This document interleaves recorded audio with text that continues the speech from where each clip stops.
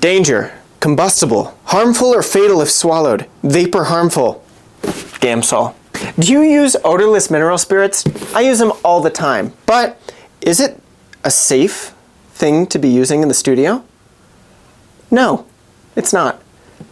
So today we're going to talk about how to safely use Gamsol. Just because it's odorless does not mean it is safe. Traditionally, you would put turpentine as your paint thinner in one of these. Obviously, turpentine is a super intense smell, and your body just recognizes immediately that it is awful for you. So Gamblin came out with something called Gamsol, and other companies came out with the same thing, but it's essentially an odorless terpenoid. It's a turpentine replacement that acts as a paint thinner. I've heard from many artists that traditional turpentine is just an amazing material to use to thin your paint if you're painting a wash or as if you were painting in watercolor. Gamsol is supposed to be the healthy alternative for using turpentine. So Gamsol is 100% pure odorless mineral spirits. So it's odorless, you don't really smell it as much as turpentine, and when you smell turpentine, you know immediately that it is so bad for you.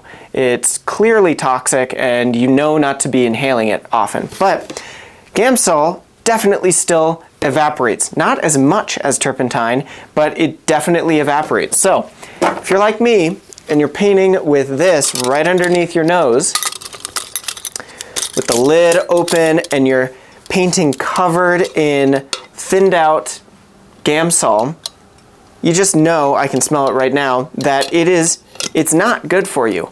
It's definitely toxic for extended periods of time. It's really important to be aware of how much you're actually using. The vapor will only come off of just the surface of the liquid, right? As it evaporates, it will come from the square inches that is this container. So if you're directly above it, you're going to be inhaling it, right? But if you were to, like many artists, thin out your paint and spread it all over your canvas, well then your canvas is going to be emanating vapors up into the air and increasing the exposure that you are experiencing in your studio. So if you are painting in a really small space, let's say you're in a closet or a really small bedroom, all of those vapors are going to be going up into the air and you are going to be inhaling them at a regular rate, which is not good for you for the long term. So it's really important that you have proper ventilation. Not only would you need a window open or a fan blowing, but it's good to have some system to be able to suck all of those vapors out of the air and recycle the air and make sure that it's clean for the long term if you plan to paint for the rest of your life like me. Some people, like if you haven't seen Andrew Tischler's video on how to create a fan, he actually built a fan to suck out all of the air out of his house because he had a studio in a second bedroom. And although I haven't done that, I am becoming much more aware of how important it is to reduce my exposure to mineral spirits. There are a few ways that you can reduce your exposure to mineral spirits. One, don't use it. Only use mineral spirits to clean your brushes and then immediately put the lid back on. Many of the higher end brands are worth purchasing because you don't really need to add much to them because straight out of the tube they are easily manipulated and the consistency of the paint is just perfect for oil painting. So brands like Rembrandt or Holbein or Michael Harding, yes, you're going to pay more for those, but it could be beneficial because you're less likely to need to use thinners like Gamsol or mediums that you don't want to be exposing yourself to. Now, for me, it's a part of my practice to use a little bit of Gamsol in the early stages because I like to have those thin passages of paint that kind of mimics watercolor. So I do try to keep windows open and a fan running and really be deliberate and not use it for too long. I only use it in the initial layer. Okay, so the first way is don't use it.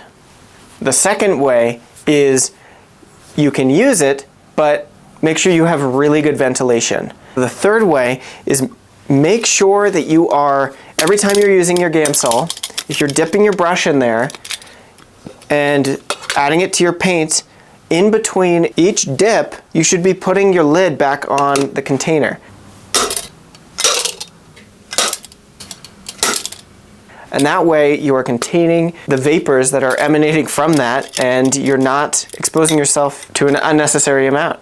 Okay, so ideally you're not using odorless mineral spirits or GAMSOL to thin your paint, but you need some kind of medium, I'm sure, to make it a little bit easier to manipulate if you're not using higher end brands.